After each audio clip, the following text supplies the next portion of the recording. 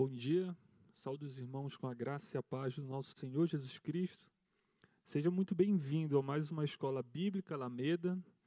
Para quem não me conhece, eu me chamo Silas Lima, tenho 32 anos, sou casado com Elizabeth Lima e hoje eu vou ter a honra e a alegria de poder ministrar essa aula. Desejo que você aproveite tudo que vai ser falado, que o Espírito Santo possa ministrar no seu coração e que você deseje cada vez mais mergulhar e se aprofundar na palavra de Deus. Gostaria de convidar você a fechar seus olhos e a gente entregar esse momento ao Senhor. Senhor, nosso Deus, nosso Pai, muito obrigado, Deus, por esse dia. Nós somos gratos, ó Pai, por tudo que o Senhor tem feito na nossa vida e te dedicamos esse momento, Pai. Dedicamos esse momento para que o Senhor possa ministrar no nosso coração, para que o Senhor possa revelar a Tua palavra dentro do nosso coração, da nossa mente, para que a nossa vida possa mudar, ó Deus, para que a nossa vida siga uma direção segundo a Tua vontade, ó Deus. Que o Teu Espírito esteja presente aqui, na igreja, na casa de cada pessoa que está acompanhando, ó Deus. No nome santo de Jesus, amém. E hoje nós vamos falar sobre os profetas pré-exílicos, ou seja, aqueles profetas que surgiram antes do exílio ou antes do cativeiro, tanto assírio quanto do babilônico. Mas para a gente poder entender o contexto que esses profetas surgiram, existiram, a gente precisa voltar um pouco no tempo. A gente tem que voltar ali em Gênesis 12, quando o Senhor diz para Abrão: saia da tua terra e da tua parentela e da casa do teu pai para a terra que eu te mostrarei. Ali Deus inicia uma aliança com Abrão, tanto que muda o nome dele para Abraão, que seria pai de muitas nações. Depois disso, o Senhor dá a Abraão o seu filho, o filho da promessa, Isaque. E de Isaque veio Jacó. Jacó teve filhos com as suas esposas, Lia e Raquel e as suas concubinas, e ele teve 12 filhos, que nós podemos chamar as 12 tribos de Israel. O Senhor mudou também o nome de Jacó para Israel. E esses 12 filhos, pastor Miguel, eu posso até me arriscar a falar o nome de todos: Dan, Azer, Naftali, Gade, Judá, Isacar, Ruben, Zebulon, Levi, José, Simeão e Benjamim. Essas 12 tribos de Israel. E o povo de Israel ele passou um período de 400 anos de escravidão no Egito, até que o Senhor levantou Moisés como libertador do povo, e Moisés foi e tirou o povo dali. Passaram 40 anos no deserto, e foi um período que Deus começou a forjar o povo, começou a dar leis para o povo seguir, começou a mostrar quais festas eles deveriam fazer, mas também começou a dar uma forma de organização, uma organização tribal. Ou seja, anciãos de cada tribo foram representantes de cada tribo debaixo da submissão ali de Moisés. Então, o povo de Israel ele se organizou de forma tribal. Quando Josué foi entrando com o povo na Terra Prometida, o Senhor começou a preparar e a mudar a forma de organização do povo. Já não era mais tribal. Eles começaram a entrar em uma era de juízes, ou seja, juízes eram levantados para julgar o povo, as causas do povo, a partir das leis que o Senhor ofereceu para o povo. E nessa também foi uma terceira fase de organização. O povo saiu da parte de juízes e o Senhor começou a colocar uma monarquia. A nova organização foi através de monarquia. O Senhor elegeu reis para governar a nação de Israel. E o primeiro rei foi Saul. Ele governou por 40 anos. Depois de Saul veio o seu genro Davi. Também governou por 40 anos. E o período que Davi governou, ele acabou gerando muitos inimigos.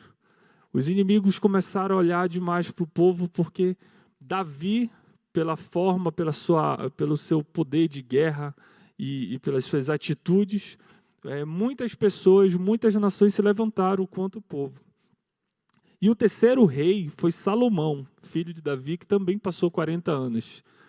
E Salomão foi conhecido pela sua sabedoria. Mas ao final da sua vida, ele permitiu que, por conta de ter se envolvido com tantas mulheres, ele permitiu que a idolatria delas entrasse na cultura do povo. E isso gerou diversos problemas.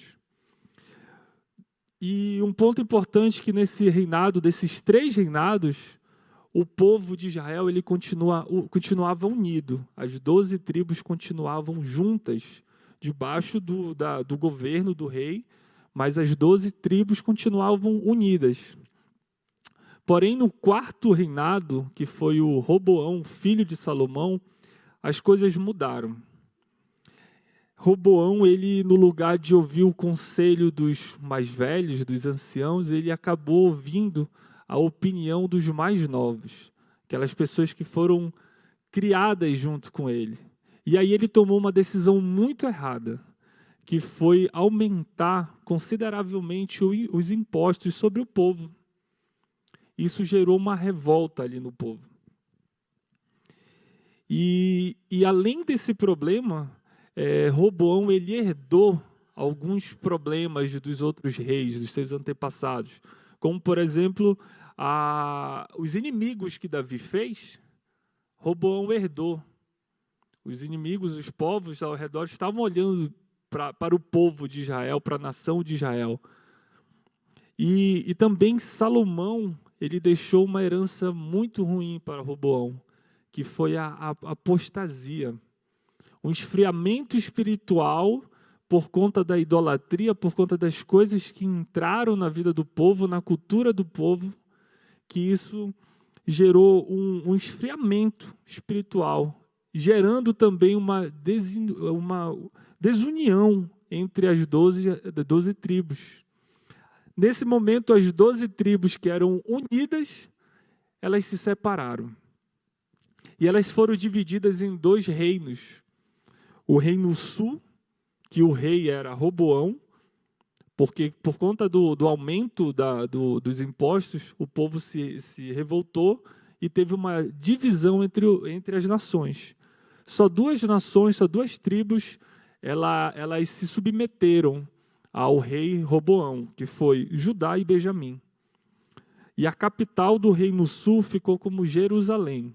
Então o rei foi Roboão, as 2 tribos, Judá e Benjamim, e a capital, Jerusalém. E o outro reino foi o reino norte, que o rei foi levantado, o novo rei, que foi Jeroboão, e as 10 tribos restantes ficaram debaixo de Jeroboão. E a capital que colocaram como centro ali do reino norte foi a capital de Samaria. Então é esse o contexto que esses profetas pré-exílicos surgiram, vindo de uma formação que o Senhor vem trazendo, uma organização que Ele vem trazendo para o povo escolhido, para o povo de Israel. E no determinado momento, quando o povo acaba se entregando aos prazeres do mundo, quando acaba se entregando à idolatria, tirando o foco do Senhor e colocando o foco em outras coisas que não é o que o Senhor espera, acontece esse tipo de problema, essa apostasia, esse esfriamento espiritual e principalmente a divisão do reino. O Senhor, Ele separou Israel para ser um povo escolhido por Deus, um povo que ia viver e experimentou.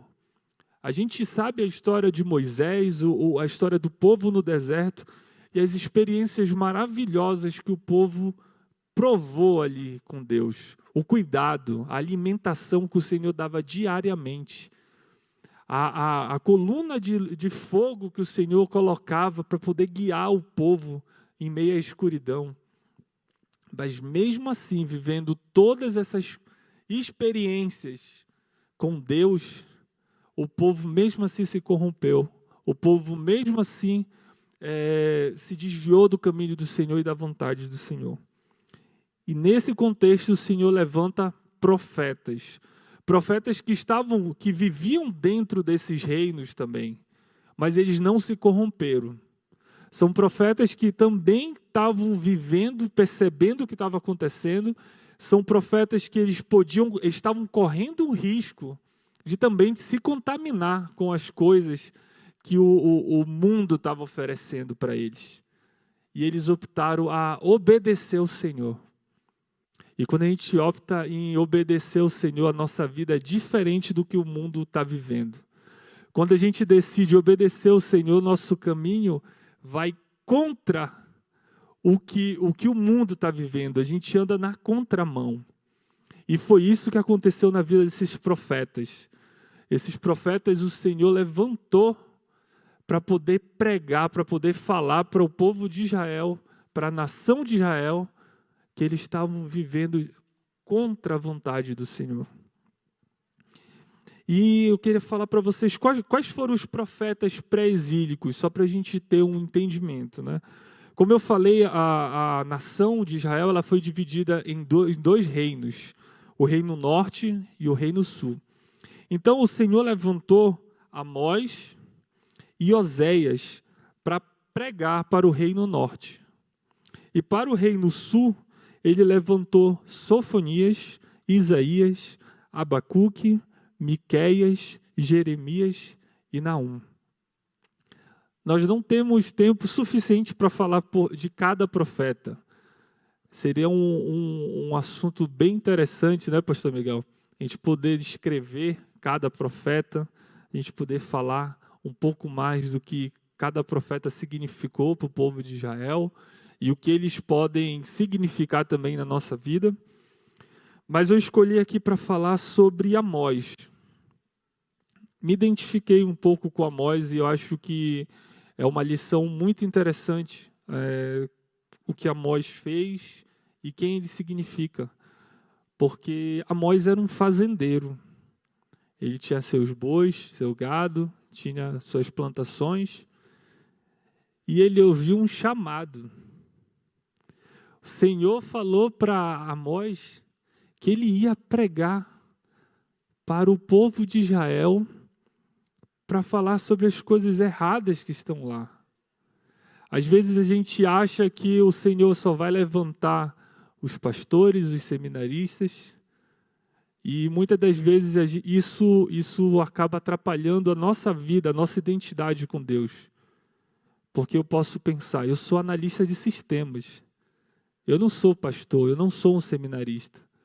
Então o Senhor vai usar outras pessoas e não a mim. Mas aqui a vida de Amós mostra o contrário. Um fazendeiro que tinha tudo para fazer, tinha todas as suas atividades. E mesmo assim ele interrompeu tudo que ele estava fazendo para poder levar a palavra do Senhor. E uma palavra difícil, não era uma palavra de motivação, não era uma palavra de orientação, era uma palavra que ele tinha que apontar o dedo e dizer: vocês estão indo contra a vontade de Deus. O Senhor levantou, tem leis, e vocês estão indo contra a lei do Senhor. E outra, dizendo coisas vindouras, dizendo que o que Deus vai fazer na vida de vocês se vocês continuarem vivendo dessa forma. Era essa mensagem que Amós tinha que trazer. Então é uma mensagem difícil.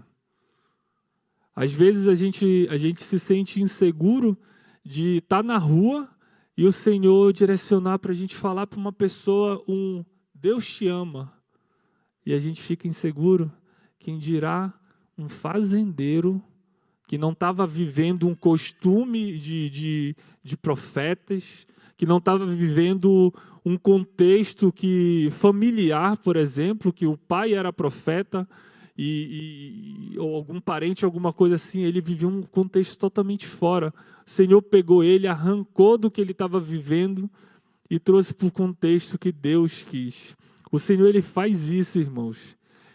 Ele mostra a identidade que ele tem para a nossa vida, do jeito que ele quer.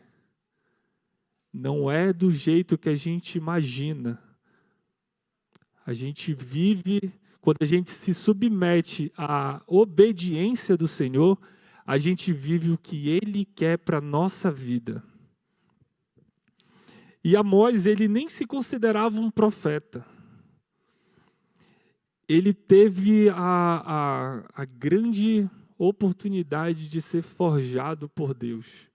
Estava pensando, pastor Miguel e outros seminaristas, que quando a gente faz um seminário, quando a gente faz uma faculdade, nós somos forjados também a aprender aquilo que a faculdade está nos oferecendo. A faculdade ela nos dá a orientação do que a gente tem que estudar, nos dá situações como prova, como trabalho, como seminários, para forjar o nosso caráter ali em relação ao que a gente está aprendendo. Eu fico imaginando como será que Amós foi forjado por Deus? Quais experiências Amós teve que viver para que o Senhor forjasse o coração dele, ao ponto dele largar tudo que ele tinha para uma missão perigosa, posso até dizer. Pregar para um povo que estava soberbo, orgulhosos, achando que estavam vivendo as coisas certas, achando que estavam fazendo todas as coisas certas, e o cara para tudo para viver isso. Eu queria viver essas experiências que Amós viveu. Eu quero também ser forjado por Deus da mesma forma que ele foi forjado. Porque é um aprendizado para o resto da nossa vida. É uma mudança da nossa vida, assim, absurda. E Amós também, ele censurava severamente o pecado. Queria convidar os irmãos a abrir a sua Bíblia em Amós 5,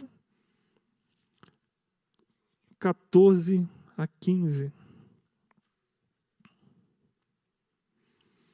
Amós 5, 14, 15. Ele diz assim: buscai o bem e não o mal, para que vivais. E assim o Senhor, o Deus do exércitos, estará convosco, como dizem. Odiai o mal e amai o bem. Estabelecei na porta do juízo, na porta o juízo. Talvez o Senhor Deus dos exércitos tenha piedade do remanescente de José. Então Amós censurava severamente o pecado de modo inabalável, com o objetivo de revelar a proximidade do juízo de Deus e levar a nação ao arrependimento. Então o Senhor, ele tem a capacidade, o Senhor nos capacita a fazer a vontade dele. Como falei, ele estava vivendo outra coisa e o Senhor trouxe para a realidade de Deus, para a realidade espiritual. E Deus prepara também os seus para coisas vindouras. Amós 3:7. Por favor, abram sua Bíblia. É um versículo bem interessante. Em Amós 3:7 que diz: certamente o Senhor Deus não fará coisa alguma sem ter revelado o seu segredo aos seus servos. Aí é aquele ponto que a gente para refletir, né, irmã? A gente pensa assim, o que foi que Deus já, na minha vida, Ele avisou antes de algo acontecer? Provavelmente cada um aqui já tenha vivido uma experiência dessa. O Senhor, Ele não permite, Ele não deixa que uma coisa aconteça assim, do nada, sem dar um alerta, sem dar um sonho. Há uns 2 meses atrás eu tive um sonho que alguém tentava abrir a porta da minha casa e roubar alguma coisa. E comentei com a minha esposa sobre esse sonho. E uma semana depois, eu tentando vender um item que eu tinha em casa, acabei caindo num golpe. E o Senhor avisou. E eu, falta de sabedoria no momento, não vigiei. Isso é um alerta sempre para a nossa vida, né? Porque a Bíblia ela tem verdades. A Bíblia não é só um texto, não é só uma história. Tem verdades bíblicas aqui. E essa é uma verdade de Amós 3:7, que o Senhor ele avisa para os seus antes de acontecer alguma coisa. E também em Amós 8, 11. Amós 8, 11. Veja esse versículo também como algo que a gente tem que desejar viver em Deus. Amós 8, 11 diz assim: Eis que vem dias, diz o Senhor Deus, em que enviarei fome sobre a terra, não fome de pão, nem sede de água, mas de ouvir a palavra do Senhor. Que a gente tenha fome e sede da palavra do Senhor. Que a gente acorde com desejo de ler a palavra, de ouvir o que Deus tem para falar para a gente naquele dia. Porque o Senhor, Ele se manifesta, Ele fala através da palavra. A gente vive coisas que a gente não viveria quando a gente decide obedecer a Deus, quando a gente decide a entregar a nossa vida para a palavra. Quem nunca também passou por uma situação tão difícil e abriu a Bíblia aleatoriamente e pediu para o Senhor falar alguma coisa? E o Senhor trouxe uma palavra de conforto. Nosso pastor Sebastião sempre conta a história de quando ele queria desistir, que estava muito mal com tudo que estava acontecendo, e ele abriu e o Senhor deu uma palavra que revigorou, que encheu ele de alegria, de esperança. E é isso que a palavra do Senhor faz, enche o nosso coração de esperança. Outro profeta que eu separei aqui foi o Oséias. Oséias, na época que ele surgiu, a nação vivia um tempo de prosperidade e crescimento. Porém, internamente, a corrupção moral e o adultério espiritual haviam afetado o povo inteiro. É outro ponto que a gente precisa refletir também, né? Porque eu entendo que cada geração ela tem o seu próprio mal. E hoje nós vivemos numa geração fast food, que tudo tem que ser muito rápido. As experiências têm que ser rápidas, as respostas têm que ser rápidas. Se o Uber estiver demorando 5 minutos, já é muito, eu preciso cancelar e chamar um novo Uber. E as coisas com Deus não é assim, não é no nosso tempo. O que Deus tem para um pode ser em 2 dias, para outro pode ser em 10 anos, 50 anos, a gente não sabe. Mas a gente tem que ter perseverança e continuar confiando que o que o Senhor tem para fazer na nossa vida, Ele vai cumprir no tempo dEle, no momento dEle. E às vezes a gente pode viver uma enganação espiritual. Muitas das vezes as pessoas vivem a religiosidade, mas não vivem o cristianismo. Abrir a Bíblia na igreja é uma coisa, eu estar no meu quarto, de porta fechada, orando a Deus, lendo a palavra, vivendo a minha intimidade com Ele, é outra coisa. Eu posso estar dizimando, eu posso estar servindo na casa de Deus,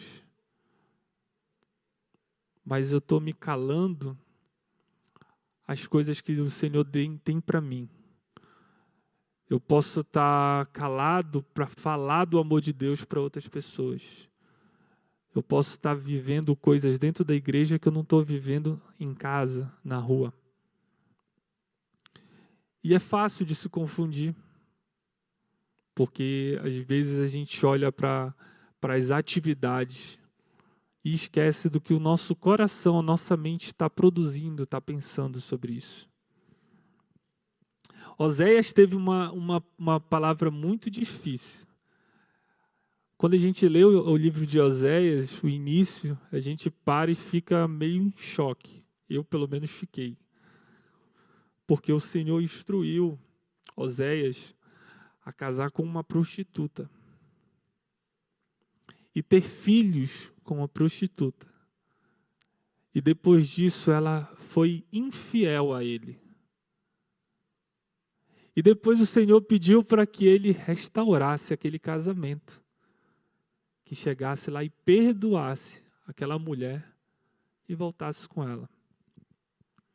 E o Senhor fez isso porque ele queria usar a vida de Oséias como um exemplo do que ele queria fazer para a vida de Israel, o povo de Israel.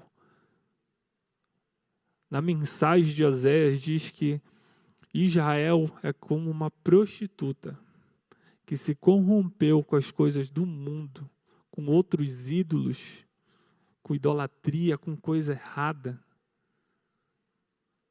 E que o Senhor, mesmo se sentindo traído pelo que Israel fez, ele ia restabelecer aquilo aquele amor, aquela fidelidade.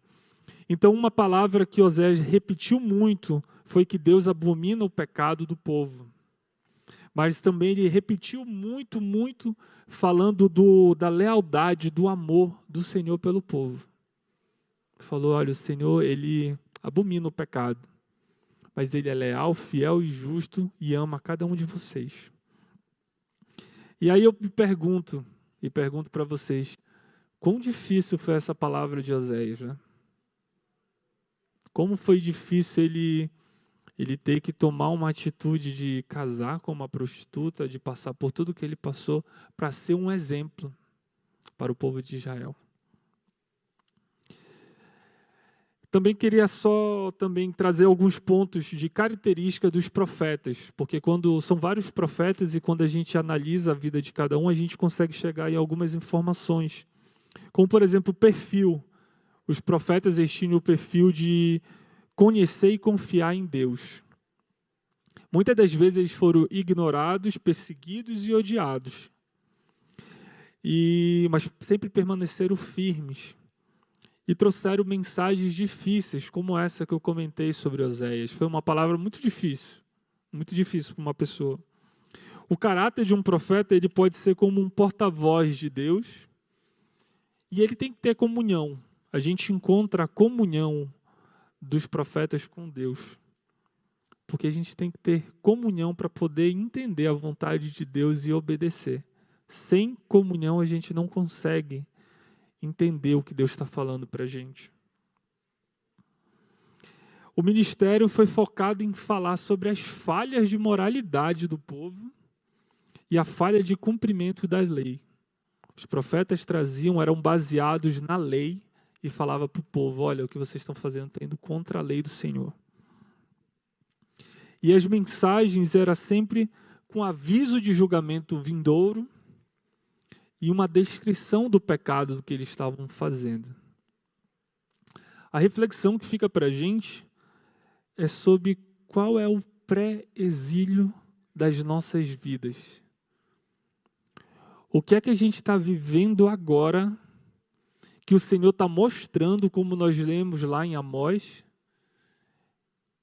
e o que é que Ele está tentando falar para a nossa vida? Quais são os alertas que o Senhor está dando para a nossa vida agora sobre coisas que vão vir? O que é que o Senhor está tentando trazer através dos pastores, com as palavras, com as coisas que a gente tem vivendo no nosso dia a dia, os nossos relacionamentos? O que é que através disso o Senhor está querendo mostrar para a nossa vida de coisas vindouras? Em Amós 7, 1, 2, tem uma visão que Amós está tendo de gafanhotos que iam atacar a nação. Mas o Senhor se arrepende e não permite que esse ataque aconteça. Irmãos, o Senhor está dando um alerta para a nossa vida. Hoje Ele está dando um alerta de coisas vindouras que podem acontecer na nossa vida, mas o Senhor também está nos dando uma oportunidade de se reconciliar com Ele. E Ele está disposto a se arrepender de fazer qualquer coisa contra a nossa vida, nossa situação, se a gente voltar o nosso coração para Deus. Porque os profetas, eles levantaram para falar para o povo, mas não era só um aviso de que o Senhor ia fazer tal coisa. Era uma chamada de que se vocês não voltarem o seu coração para Deus, isso vai acontecer, uma consequência. E a mesma coisa o Senhor fala essa manhã para a gente. Que o Senhor, Ele tem coisas maiores para a nossa vida, que Ele é fiel no amor dEle, que Ele ama o povo, Ele ama a gente, mas Ele abomina o pecado. E Ele dá uma oportunidade da gente se reconciliar com Ele, de abandonar o pecado e de viver o que Ele tem para a nossa vida. E eu queria finalizar com a leitura de Amós 4:13, porque tudo isso se resume à grandeza de Deus. E Amós 4:13 diz o seguinte: porque eis aqui o que forma os montes e cria o vento e declara ao homem qual seja o seu pensamento, o que faz da manhã trevas e pisa os altos da terra. O Senhor, o Deus dos exércitos, é o seu nome. Essa é a grandiosidade do nosso Deus. Um Deus que cuida de nós, se importa com a gente, alerta sobre as coisas que podem acontecer na nossa vida, mas está de braços abertos para uma reconciliação. Está de braços abertos para mudar a nossa história, para mudar o momento que nós estamos vivendo. Esse é o nosso Deus, o Deus dos exércitos. Amém? Gostaria que os irmãos ficassem em pé, vamos orar. E vamos também aproveitar esse coral, orquestra maravilhosa que vai ter hoje. Sou fã desse coral. Vamos orar? Senhor nosso Deus, muito obrigado, Pai, pela Tua palavra, muito obrigado pela fidelidade do Teu amor, por chamar a gente para um momento de reconciliação com a Tua palavra, Deus. Nós Te entregamos a nossa vida, nós Te entregamos quem nós somos, ó Pai, nós Te entregamos tudo que tem na nossa vida a Ti, ó Pai. Traga a mente, ó Pai, de cada pessoa aqui, cada pessoa em casa, para que o Senhor mostre o que o Senhor tem para falar para cada pessoa. Mostre o que é que está de errado na nossa vida, que o Senhor está chamando a gente para um período de reconciliação na Tua presença, Senhor. Obrigado por esse dia, que o Senhor continue abençoando esse culto, ó Pai. Que o Teu Espírito esteja aqui, ó Pai, ministrando na vida de cada pessoa, Senhor. É isso que nós Te pedimos e Te agradecemos, no nome santo de Jesus. Amém. Amém, pessoal.